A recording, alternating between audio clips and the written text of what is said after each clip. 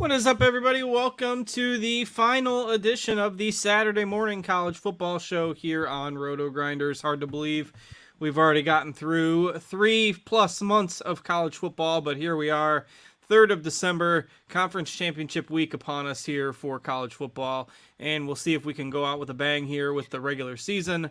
Of course, we got the bowl season upcoming, but the sites usually just do those kind of as single day, 2, 3, 4 game slates as they go along. So we'll see how that goes from a content perspective. But for now, we'll enjoy the last Saturday of the regular season. We've got 8 games on the main DraftKings slate today. And we've got playoff implications, obviously, here with USC having lost last night. Kind of opens the door for Ohio State, maybe opens the door for Alabama if there's another upset today. Who knows? But we'll see what the day brings. I am Justin Van Zuden, STL Cardinals 84. I got Micah Bedard alongside me as usual. Micah, how's it going this weekend? Yeah, man, doing good. Yeah, like I said, the season has kind of flown past us from here, conference championship week. And I mean, I'm rooting for some chaos today. I don't think it will necessarily change anything, but can you imagine the outrage if like TCU gets blown out today or something and Alabama gets in? I mean, I'm rooting for that. I'm rooting for chaos, especially What when if LSU. TCU loses by a field goal?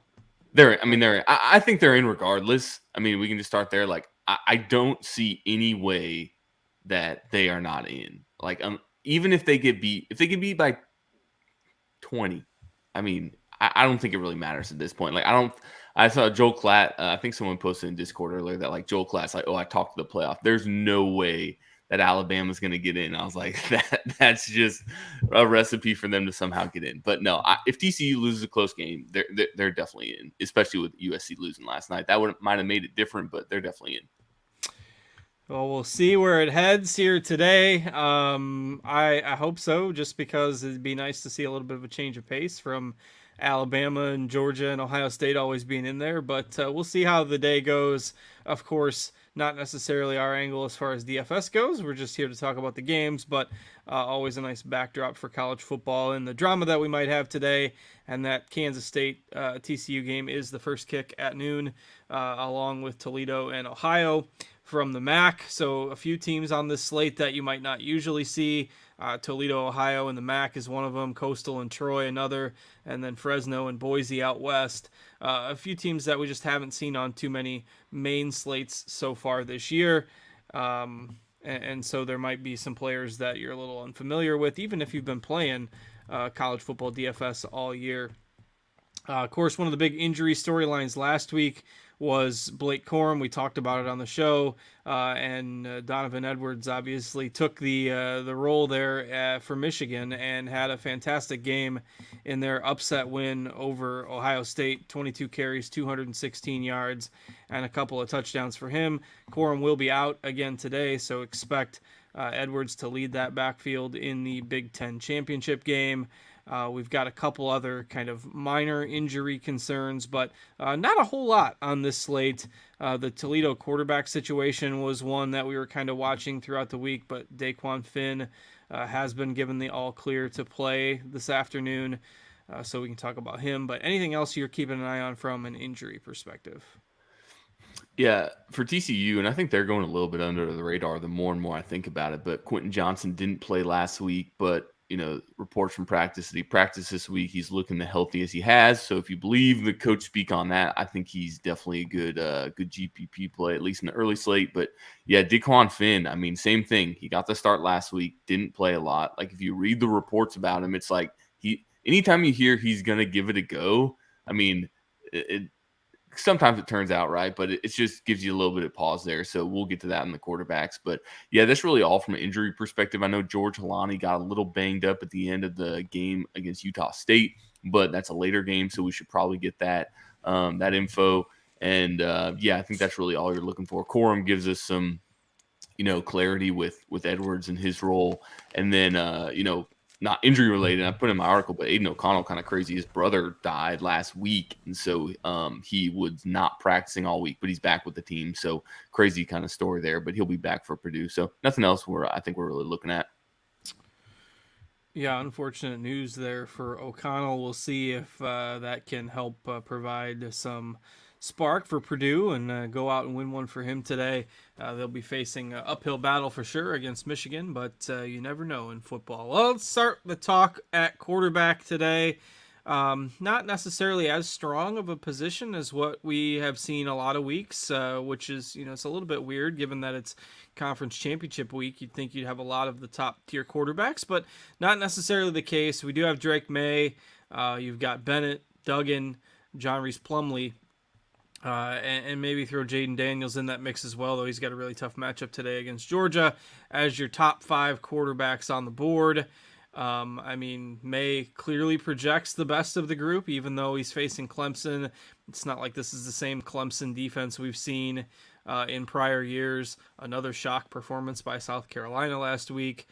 So May is going to project as kind of the chalk top-end quarterback today. What do you think about this top group? Yeah, Mays everyone was talking about him, being in the Heisman conversation. He's had 2 kind of duds back to back against Georgia Tech and NC State. NC State, I understand. Georgia Tech, I really don't. But Clemson, he's in a great spot. He's an underdog. Clemson is vulnerable in the secondary. We've seen earlier in the season with Wake and teams kind of throw on them. So, and he's not crazy expensive. So it is a little tough to get him in, but he'll be a priority for me on this slate. Just because he's in a great game script. Man, those other 4 guys at the top, I'm not going to play Stetson Bennett. Like last year when he was like 5,800, 6,200, you can get 22 points from him and be glad, but I can't pay 8.2K for him. Duggan, I bet the under on scores of odds. That's one of my picks is under in that game. Anytime teams play for the second time in the season, I get a little weary of that. And, I'm not saying that he can't have a good game, but I question, does he bury you at 8,000, right? He's got to run for a couple touchdowns. He's got to have a huge game. I don't necessarily see that. John Reese, Plumlee, and Daniels, you can loop them together because they're both hurt. Both got hurt last week. Plumlee's got a hamstring issue. So they are great GPP plays. And you see that ownership. I don't mind Plumlee. But once again, they're playing for the second time. This is literally the exact same game at Tulane that they played where Plumlee did destroy. So maybe people look at that and say, okay, he put up 35 DK and a half last week against USF. He can probably do that here. Daniels, I'm just off on. Maybe if he was healthy and Daniels should be $1,000 cheaper facing Georgia, but I can't play him there. So I think really May is my priority here. But then I think Plumlee is in play for GPPs. Yeah, certainly some risk-reward potential there with Plumlee in what could be a high-scoring game, so don't mind him. We do have Mikey Keene on there with a token projection just in the event of injury or something like that, but obviously at the moment you don't want to be playing him. And then we kind of get down into the mid-range of quarterbacks. Look, I'm almost never a DJU guy, but pretty much anybody against the North Carolina defense becomes a much better quarterback. So he's in play. You've got Pratt in that kind of 7K-ish range. We talked about Finn, another guy who's been banged up, but going to give it a go today against a beatable Ohio defense. Taylon Green, who's a guy that a lot of people might not be familiar with. So interesting mid-range options here. If you're not paying up at the top for May, you can get maybe a couple of guys in this range. What are your thoughts on this mid-range QBs? Yeah, well, immediately when, I saw this slate, I was like, okay, DJ's, I'm going to have to play DJU. Like you said, North Carolina's just a funnel defense, right? Anytime they're on the slate, you can't just, you saw what Drew Pine and, Notre Dame did, and they put up 45 points. They've let bad teams put up, 28, 31. Virginia put up 28 points on them, right? Virginia's been awful this year with Brennan Armstrong. So DJU is definitely in play. I don't think you don't even need that much rushing upside from him. Clemson is projected to score 35 points.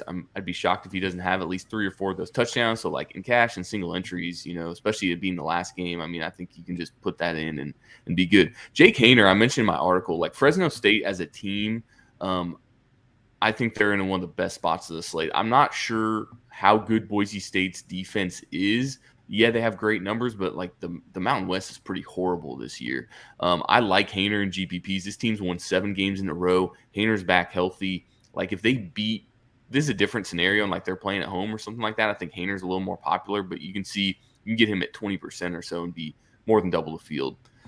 Pratt, his price is up. He never really does it for me. I just don't think I can get there in GPPs. I just don't know what the upside's there. Having said that, if you play Pratt, do not play Spears because you're assuming that Pratt gets those rushing touchdowns. Then you had DeQuan Finn. Someone mentioned in the Discord before. What are you going to do with him, right? Last week he barely played. I am just weary of that game. If you played this conference championship slate last year, remember Kent State and Northern Illinois, and that game, besides Rocky Lombardi, just completely tanked. I'm a little weary of this game early in the day. So Finn, especially if his ankle's hurt, right? You want to play him for that dual threat upside. He's their leading rusher. So I will still have him. I will be probably just max the field on him. Taylor Green, I don't think I'm going to chase that ceiling game from last week. I think that might bump his ownership up a little bit, but I think I'm off of them there. So like I said, I love DJU. God, I just said that in tournaments. And Jake Hayner also, I think he's a direct pivot off him. You look at that, exactly a third of the ownership. I think he could have a big game. So Hayner is your GPP play from this range. Yeah, the NIU alum fondly remembers that MAC championship game from last year because we didn't have anything to remember from this year. So we'll go back to that. But that was it was an odd game from a fantasy perspective for sure. Kind of how that all shook out last year. Not a whole lot of production in terms of guys smashing value, and they were really popular because it was almost the same situation for DFS. These guys were a lot cheaper than what you would normally expect given the projection. Kent State was this high-powered, fast-paced, offense, and the total in that game was 75.5. I just want to look at the box score. And it got there too. That was it was like 64 points, but there was weird Rocky Lombardi plays I think Rocky Lombardi had 3 rushing touchdowns from the one. So I mean, he did. It was nuts. 3 rushing touchdowns, and there were some defensive plays that gave up short fields, and it was just a weird game. And it was almost the same. And we don't have a 75 total here, but when we get down, you got Finn at 6,700, and then you've got C.J. Harris, who's going to be the chalk value quarterback of the week, as the cheapest option on the board. But there are other options in this cheap range. One of the weird slates where, you could make a case for any of these guys down here, right? Will Howard, he's more expensive on Fanduel when we get there, but on DraftKings, he's really cheap at 6,300. McCarthy, because Michigan has such a high total. O'Connell, I even like in GPPs because Purdue's probably going to be down and they're going to have to throw. And Gunnar Watson projects reasonably well also. And then you've got Harris with the best projection of the group and the cheapest on the board. Like, you can actually make a case for the 5 cheapest quarterbacks all being viable, which is weird. So do you have a favorite or two if you're going into that bottom group? Yeah, so just going down the list, Will Howard, if you are playing him, I would not play Deuce Vaughn because he doesn't run and you're expecting that he gets those passing touchdowns. Also, there is a chance that Adrian Martinez gets some work in this game. So if you are going to play Howard, just, be aware that he, I could see this slate turning real quick when Adrian Martinez comes in on the goal line and steals 2 touchdowns from Deuce Vaughn. That I cannot wait for that tilt if that happens. But JJ McCarthy, you saw him take a little more on his plate last week, connecting on some bombs. I don't mind him, there against Purdue. Aiden O'Connell, I agree with you. He's going to be throwing a bunch, just such a tough matchup, but he will be, throwing a lot, so I don't mind him. Gunnar Watson is probably my favorite GPP play down at this bottom range. And if you look at his game log, you're like, this dude hasn't put up like more than 20 DK points in a while. It's like, but Coastal Carolina is bad at the pass. You just want to basically get, 20 points or so from him, which is definitely viable on this slate. So I don't mind Gunnar Watson. CJ Harris, man, just feels like a trap. He ran for 3 touchdowns last week. Curtis Rourke is the starter here. He's had 1 week. Man, he's probably a big decision of this slate. Like him and Finn, how you handle that quarterback position is gonna be crucial. I'm gonna be underweight on him. We'll talk about running backs. Like I think the best GPP play of the slate, but man, Harris just kind of scares me a little bit. I'll have some. I don't see him putting up a score that you necessarily need. But if he puts up 25, 30 points, it's going to be tough to make that up, if you have a higher priced quarterback in there. So he's not a thrower. I think he threw like 20 times last week. So I don't know what you think about him, but Harris for me is I'll be underweight on him in GP. that game just scares me, man. I don't know what it is. Yeah, it's hard because the price tag is so cheap. I mean, I've tagged him because I think he projects well enough. I do think that they'll be trailing, and so it's hard for me to get away from. But one of those spots where I think you take the angle of don't let it beat you. Play around 30%, and if it tanks, maybe you still got other lineups that can take advantage of that leverage, and you play other spots in the game if you want to. But yeah, I'll be on him. I feel a little more comfortable with that game in general, I think, than you do. But I'm also kind of a Mac homer, so when they're on a main slate, it's hard for me to not play some of the cheap guys. Yeah, and that's part of it too. Like I probably shouldn't be as gun shy of that game as I am, especially like recently. Recency bias, even though it happened a year ago, right? You don't just look at last year and be like, "Oh, this Mac game busted." Because I mean, I went and looked back, 5 years. All of them, for the most part, some of them started slow, but yeah, it's just especially with him backup. Like if he was like established and had more than like, I mean, he's only played that one game, right? For the most part, so yeah, I definitely get the play though. All right, let's go ahead and move over to running back, and we'll go there. All right, so the top end of running back today, and not a whole lot of expensive options. We don't have the 8K plus options today. 3 guys above 7K: Holani at 7,600, Deuce Vaughn and Bangura for Ohio at 7,100. All three we've got projected above 20 points, but you can see Deuce Vaughn clearly the highest projection of the bunch, 20 plus carries in 3 straight games. And I mean, just super safe, has a high ceiling. Just hard to get away from Deuce Vaughn, particularly with the uncertainty there on how they're going to split their quarterback snaps. But your thoughts on those top 3 guys?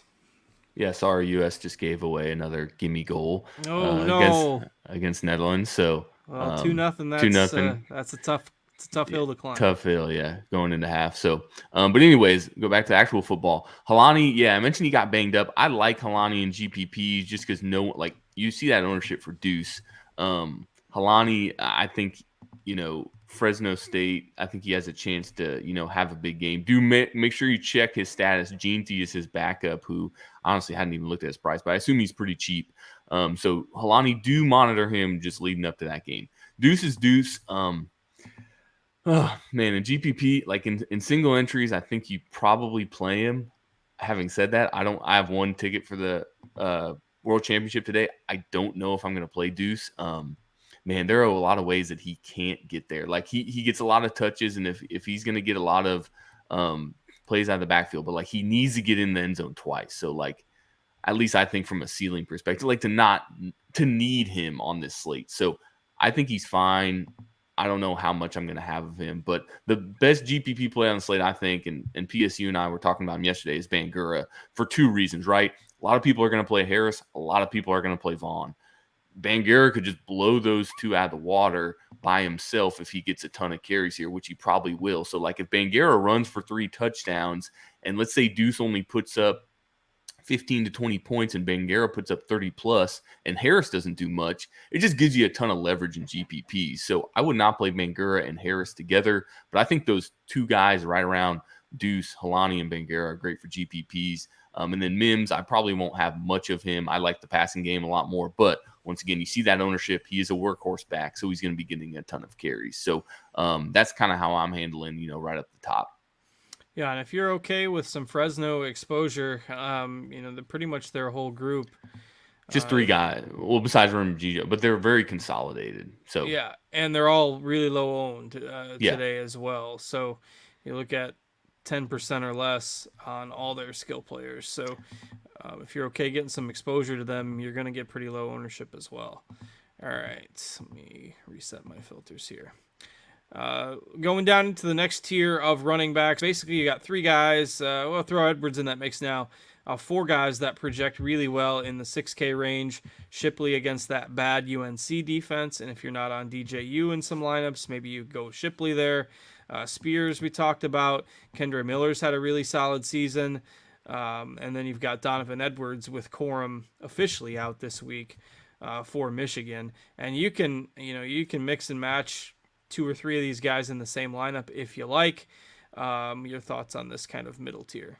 Maybe throw Maccabee in that list as well if he's good Yeah, cleared to go. all those guys. I mean, in 6K, what you got? Shipley, Spears, Miller, Edwards, Maccabee. I mean, you could, you know, even throw Mims in that equation, but the 6K is loaded. I will say this week, I will have some 4 running back lineups because quarterback is not great. I mean, you can make a lineup that's, Deuce, Shipley, Spears, and who am I forgetting?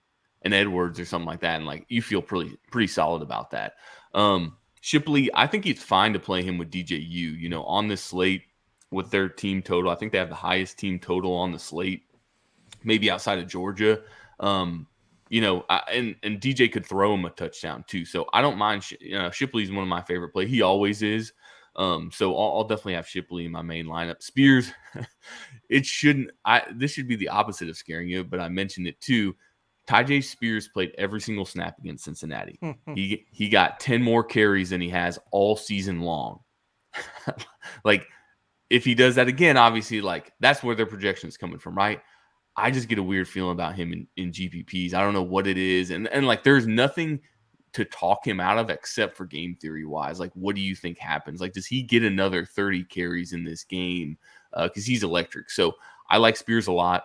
Do question a little bit. Like, it was just such an outlier game. That's the thing, right? Like, if Spears was getting 25, 30 carries a game, that'd be one thing. But it is the most outlier game he's had all season. So I do question him a little bit. Miller is just your stable guy's going to give you 20 points. He might get you a ceiling game, but like, he's going to give you 20 points. So his price has never gone up. You mentioned Edwards. I mean, I said I lost a lot of money on playing Donovan Edwards when Blake Corum was healthy. So imagine what I'll do when he's the lead back here. And like, he broke those 2 long runs.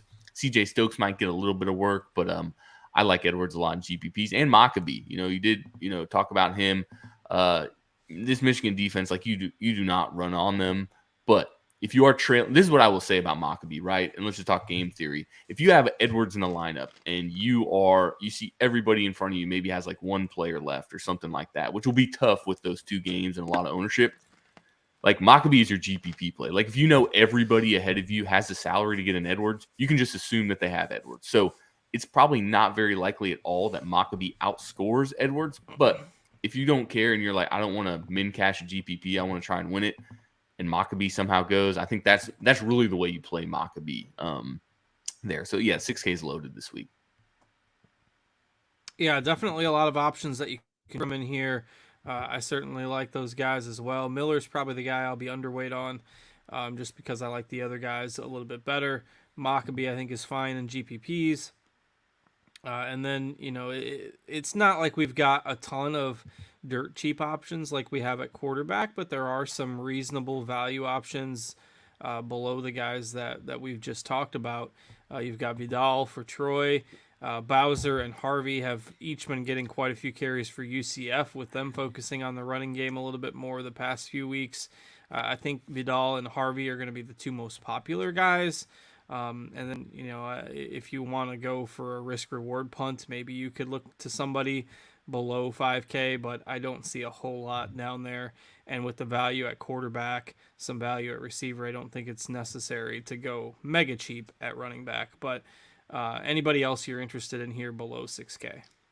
Yeah, those are the 2 guys. Bowser does make sense in GPPs, just because you just hope he gets a couple touchdowns. Like, it is infuriating to watch Harvey be clearly the better back and have to split carries with Bowser, but it is what it is. You just got to accept it. So I don't think Harvey's ceiling, he's got to break a couple for his ceiling to really hit. Yeah, Kamani Vidal is too cheap here. He's 5,700. I think he's got 29 and 33 carries the last 2 games. I think he's over 200 yards the last 2 games. Now, Coastal Carolina is better against the run, but Vidal is going to get work. He's cheap. There are a lot of 6K options, which is honestly keeping his ownership down. If some of those 6K options were a little priced higher, Vidal would probably be a little more owned, but he's in it. 20% is not bad for a guy who's probably going to get 25 plus touches at least. So I like Vidal, but yeah, that's as low as I'm going. At running back this week, unless some kind of one of these guys gets ruled out, it really makes no sense. I don't think to go below Harvey and like news would be the only thing I think that would put you on someone down there. Like G&T, I think I mentioned.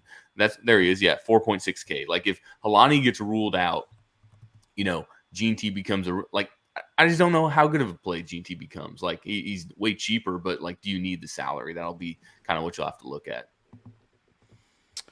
Yeah, as of now, I'm not going down into that range myself, but another spot where you need to keep an eye on news in case something does break today.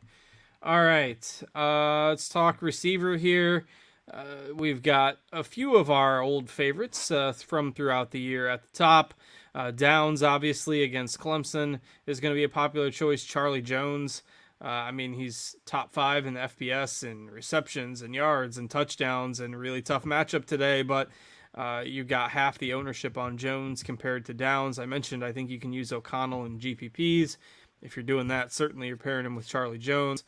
And that's kind of your top duo in terms of guys that everybody is familiar with. Now, the next group is players from some of those teams that we haven't seen on a lot of main slates. You've got Moreno Cropper, Remigio for Fresno. You got Sam Wiglusz for Ohio, who was a chalky value the one time that Ohio was on a main slate earlier this year. But what's your thought on kind of this top group of pass catchers? Yeah, I'll be making Downs a priority just because, him and Jones and Cropper right there, like you're only like guaranteed kind of bell cows of the slate for the most part. Like we'll get to a couple other guys, but Downs, he's going to see 10 plus targets here. He has 10 touchdowns so far. It's not like if you had to pay 8,500 plus or something, he'd be more of a conversation, but Downs is something like single entry in cash. I think you just plug in. Charlie Jones, once again, terrible matchup. Michigan is going to be eyeing on him the whole game. But once again, GPPs, I'll be a little bit overweight on him. Moreno Cropper, I think I mentioned Fresno, right? Like he's a game breaker too. I think he is definitely live in GPPs, and that's what I mentioned in the article. You can have 20% Cropper and be double the field. I'd be surprised, honestly. Like I expect Downs to be a little higher and Cropper and Jones to fall off a little bit, just because I think everyone kind of sees that you can plug in Jones. And so, Downs. So I like him. Wiglusz, he was a popular value. I think he was like 4K, 4.5K or something cheap there. He's expensive here. And we mentioned Harris is not a thrower. So like, I'm not considering any of these Ohio receivers. Remigio is okay for GPPs. I would not play him in Cropper. Like, I don't think I'm going to double stack this game. Possibly, but I'll probably just limit it to one with their prices. And Antoine Green, I mentioned him in the article too. Like, kind of the Maccabee thing. If you are trailing and someone has salary to go to Josh Downs, and you want to get past him, I'd play Antoine Green. I think he's a great GPP play. And then Quentin Johnson, is he healthy? They say he is. But anyways, I think that he's fine in GPPs. I think I'll just match the field. And once again, it is an early game, but I think his price, right? Like people love playing Quentin Johnson. So I think he probably comes in a little bit ahead of that. Yeah, especially since that, I don't know, may feel like a relative discount there at 6,500. If he's healthy, certainly has that upside. I'll play some because I don't have a whole lot of Miller today, but just kind of in general, I think I'm a little bit underweight on TCU as a whole. This kind of 6K-ish tier of wide receivers doesn't really grab me a whole lot, and that's why you prioritize Downs or Jones and GPPs, and then you can go a little bit cheaper, until you get down to, say, Bowers at 6K, Antonio Williams at 5,700, particularly for the people that are playing DJU today. And everybody else is kind of a high risk reward GPP option like O'Keefe. I can kind of take or leave some of these guys in this high 5K and low 6K range. Anybody you want to highlight in here? Yeah, Tez Johnson is, just go look at his game logs on PFS. Like he leads Troy in targets. He gets like 30 snaps a game. I think in the last 3 games I put in my article, like the last 3 games, he's got 72 snaps and 25 targets. So that basically means like every 3 snaps he plays, he's getting target. Like you just don't see that for the most part, like guys who are getting targets, but like no snaps. So no one's going to play him. I think he comes in below that 8. I'll have like 15 to 20%. And he's kind of like Tutu Atwell. He plays in the slot. So I think Ted Johnson's Ted Johnson's fine. Lad McConkey, I don't really have as much interest on DraftKings, but on FanDuel, if you look at the numbers, McConkey and Bowers have basically similar numbers. Like if you take away the rushing, stats that Bowers had, like McConkey is the leading target guy on this team. So I'll have some of him on DraftKings, but he's a much better price on FanDuel. And like then you can tell someone that you played a guy named Lad McConkey and he took you to the promised land. So yeah, he's fine. But yeah, some of these guys are just, Javon Baker. Like I think it's weird. The UCF receivers probably get a little bit of a downgrade with Plumlee because he calls his own number so much. So yeah, this range, I don't mind Ronnie Bell. Payne Durham is a guy also. He's just very touchdown variant. So another guy that I like playing a lot more on FanDuel. Yeah, this is kind of, you see no one's really going to be owned that much. Antonio Williams, I think he's the number one for Clemson, but we'll get to them. Like wide receiver is where I'm going to punt. That's why, running back, quarterback, I'm not as interested because I think there's some running back punts. I mean, receiver punts that you can get to, but Williams is definitely fine. He's the number one in that offense, but you will just have to pay a lot more for him than any of the other Clemson receivers.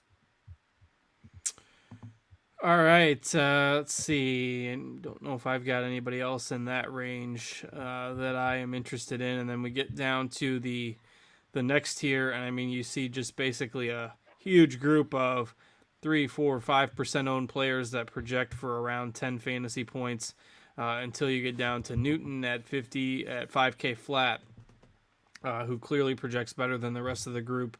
And with that Toledo, Ohio game being somewhat popular, he is going to be the play. I know you're a little bit leery of that game, but there's just not a whole lot of other mid-range options that are super exciting. So are you eating the chalk there with Newton, or are you like somebody else?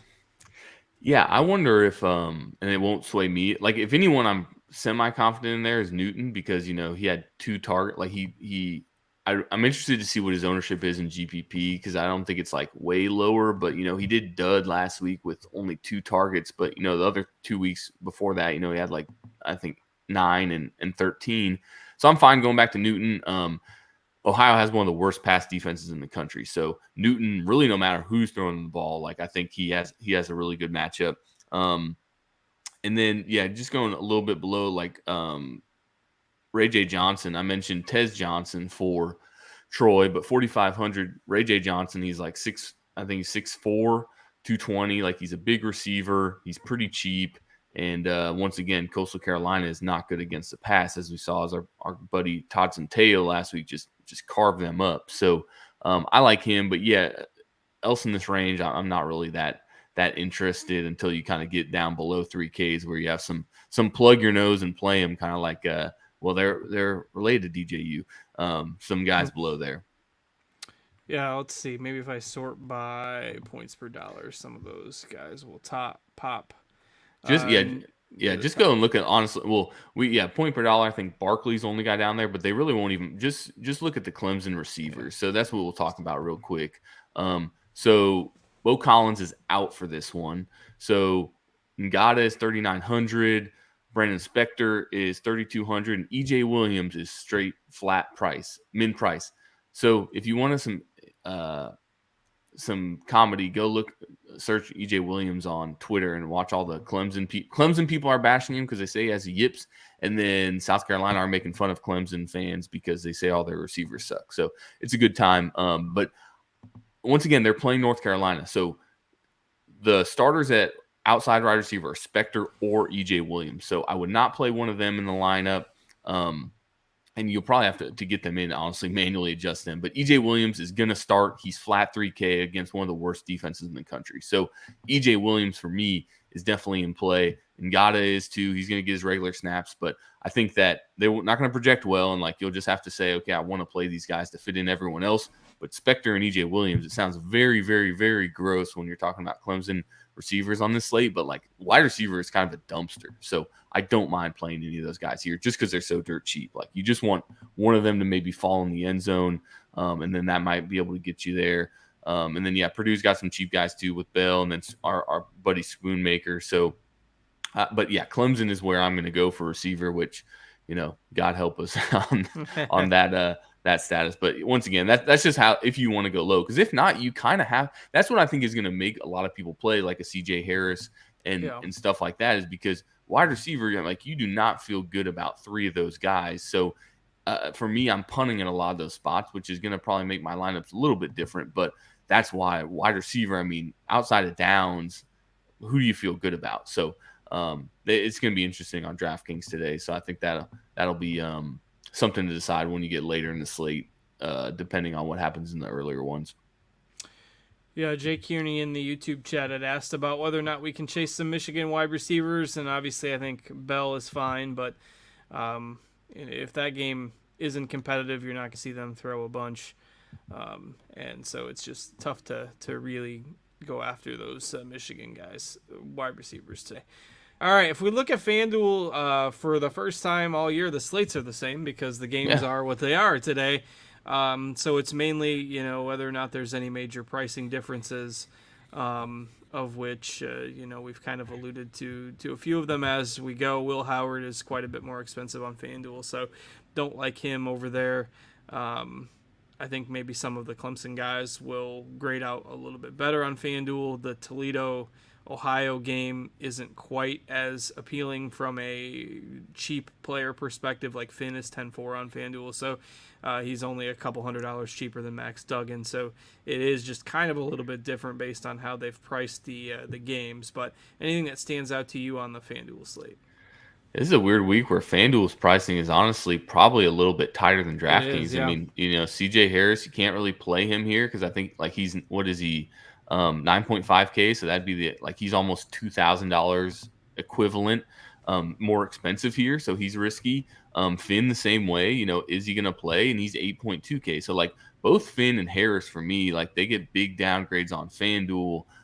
Just because they're so expensive, right? Like you can play, like DJU and Finn are off by $100, right? Which I mean isn't too crazy, but DJU and Harris are only off by $1,000, where on DraftKings they're off by $1,500.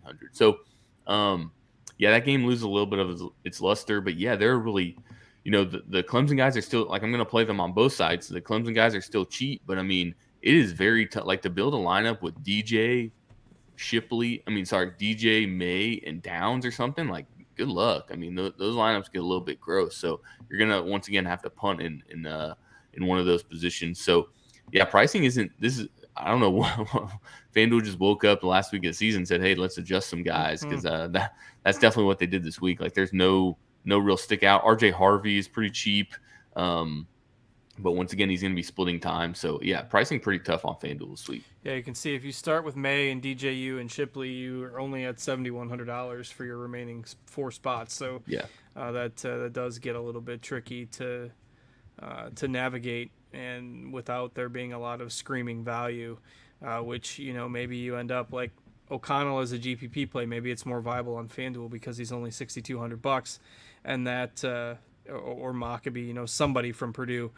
Those guys are pretty cheap there on FanDuel, and you might have to go with a punt that you're somewhat uncomfortable with, given the salary structure on FanDuel today. Yeah, Payne Durham is probably pretty cheap. Like he's 50. He's the one. And once again, you don't feel good about playing Payne Durham, but he's 5,700 on DraftKings. He's 5,900 on FanDuel. Once again, you just want him to get the touchdown, which is what FanDuel is almost more about than catching a couple balls for 30, 40 yards. So, and Maccabee's really like Purdue is really cheap when you like they're the only ones that are really mispriced. So, and once again, you don't necessarily want to do that just because of the matchup. But Maccabee Jones is really cheap. So, I mean, all these guys are pretty cheap for what they are compared to DraftKings.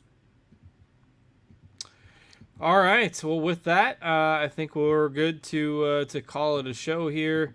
And our last Saturday morning show of the year. So, yeah, Mike, it was great working with you this year. Appreciate the assistance every Saturday morning, and hopefully we'll see you back next year as well. Yeah, man, it's been a fun season. Hope everyone's taken some of our advice and made some money off of. So yeah, it's great hosting the show with you, and hope we have a good last Saturday of the regular college football season. All right, with that, we'll get out of here. Thanks for joining us, as always, every Saturday morning, everybody. And we hope you have a great rest of the year and a good holiday season. For Micah, I'm Justin. Thanks to our producer, Steve, as well, working behind the scenes, helping us get this show live every Saturday morning so that all of you can check it out and get your college football lineups